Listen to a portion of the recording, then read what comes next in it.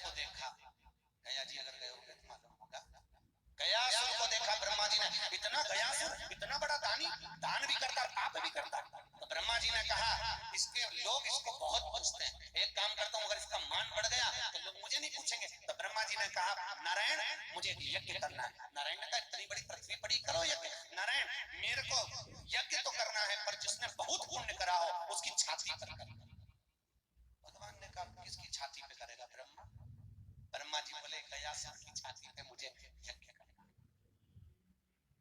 भगवान ने गयासुर को बुलाया, गया तुम जमीन पे सो जाओ, तुम्हारी छाती पे ब्रह्मा यज्ञ करेगा।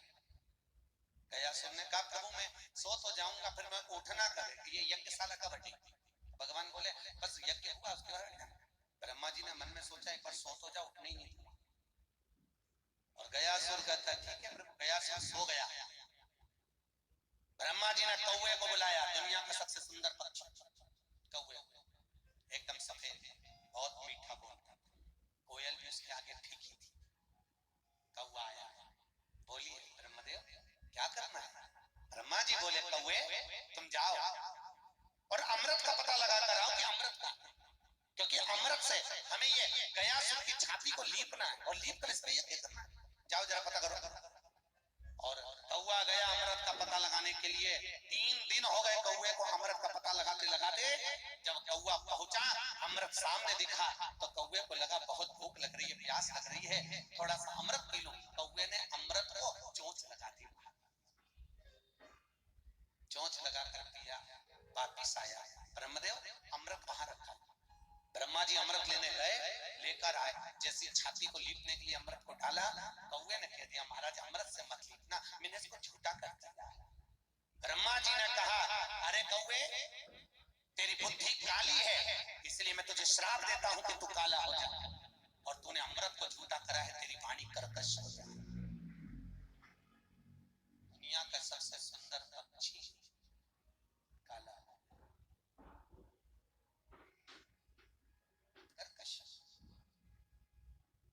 इसलिए हमारे यहाँ पर पितरों का जो देवता है आर्यमा, वो कौवे पर बैठता है।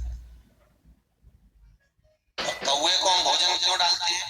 क्योंकि जब पितर लोक से हमारे पितर नीचे आते हैं तो वापिस जब जाते हैं, वापिस जब जाते हैं तो जाने पर पितृलोक से जब वापिस जा रहे होते हैं तो कौवा उनको लेने के लिए आता है, छत पर आकर खड़ा होता है, पितर उस पर बैठते हैं। जितनी देर पर छत पर कौवा बैठा रहता है उतनी देर तक घर के छत पर पड़े हुए भोजन को वो अपनी चोंच में भर लेता है और चोंच में भर कर चले जाता है। पूरे साल हमारे पितरों को जब भूख लगती है तो वो कौवे के पास जाकर कहते हैं भोजन दीजिए। कौवा अपनी चोंच में से निकाल कर तुम्हारी छत पे से जो भोजन किया है उसको चोंच में से निकाल कर पितरों को देता है, तो हमारे पितरों का पेट भराता है। इसलिए कौवे को भोज दिया। आज के बच्चे लोग हंसी उड़ाते हैं, कौवे को भोजन देने से क्या फायदा? पहले के लोग तो कौवे में भी भगवान मानते। एक जगह गंगा जी के घाट पे एक माता,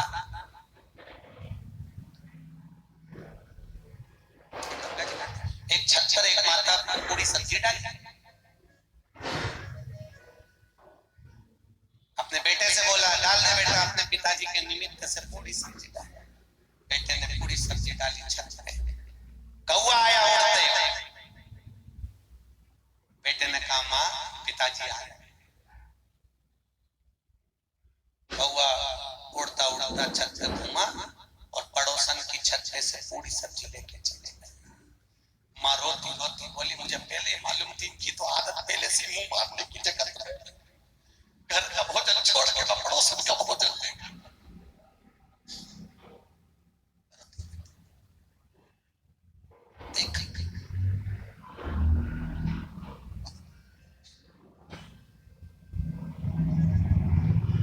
पितरों की 3 कन्या मेना, कन्या और कला पितृलोक में निवास करती। कितने दिन होते हैं श्राद्ध के? जम के बोलिए 16 दिन।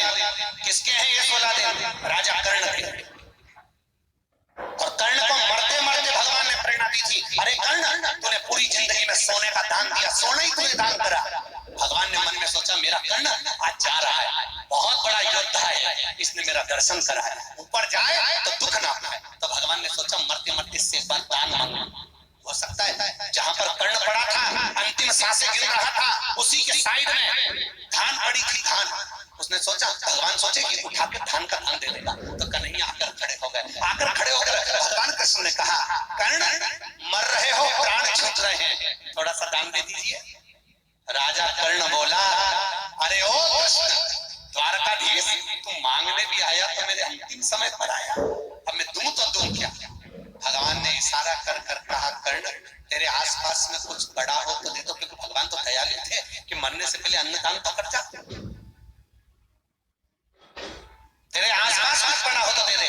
राजा कर्ण ने घूम कर देखा तो पड़ा था धान, पर नहीं दिया। राजा कर्ण बोला, कृष्ण क्या दूं मैं। भगवान कहने लगे, जो तेरी मर्जी।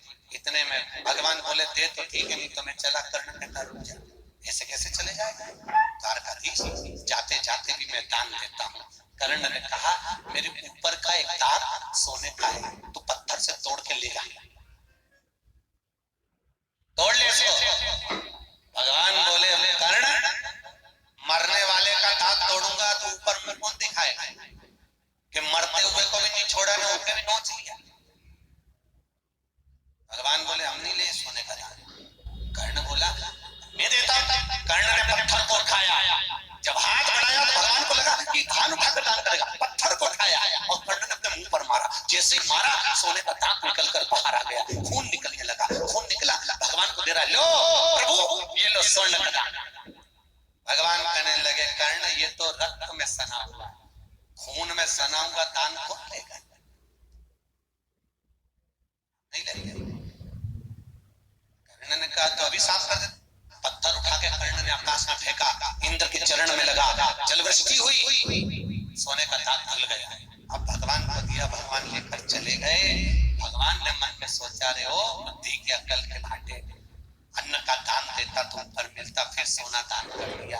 कर्ण जब मर कर गया, भूख लगी कर्ण को, तो दान तो खूब करा था, अब दान करे तो मिले भी, तो दान तो खूब करा, तो कि मुझे भूख लगी है, भोजन लाओ। पूरी सोने की, कचौड़ी सोने की, बालूशाही सोने की, खम्का रबड़ी सोने की, इमरती सोने की, पकौड़ी सोने की, भजिया सोने का, सोने का पानी, सोने का गिलास, सोने की थाली, सोने की कटोरी, खाओ।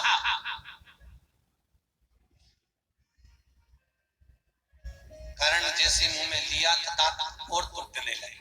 कर्ण के मर जाऊंगा पर यह खा नहीं सकता, इससे पेट नहीं भरा है। धर्मराज बोले, तूने सोने का दान किया इसलिए सोना ही तुझे मिला, अन्न का दान 1000 ब्राह्मण के भोजन का पुण्य मिलता है एक। इसलिए श्राद्ध पक्ष में आज भी ब्राह्मण को तिलक नहीं करा जाता, आज भी ब्राह्मण को मस्तक पर तिलक नहीं, भोजन कराओ और तिलक। ये जो पितृदोष होता है ना, पितृदोष का क्रम ही है। जैसे आपके यहाँ तिथि है चतुर्थी, किसकी तिथि है, चतुर्थी, एक समझना था। अब अपने दादाजी के नाम, परदादाजी के नाम चतुर्थी पे ब्राह्मण को बुलाया। अब चतुर्थी के दिन हो सकता है कोई और भी चले गया, तुम्हें याद ही नहीं है, दादा परदादा के समय पर उनके कोई बच्चा, कोई जीव चले गया, याद ही नहीं चतुर्थी का तुम्हें तो केवल दादाजी का मालूम। तुमने दादाजी के निमित्त से पंडित जी को बुलाया, भोजन कराया, तिलक लगाया और दे दिया, और दरवाजे पर और भी पितर खड़े थे और उनको भोजन नहीं मिला, वो चले गए। जब भूखे गए तो बद्दुआ देकर गए,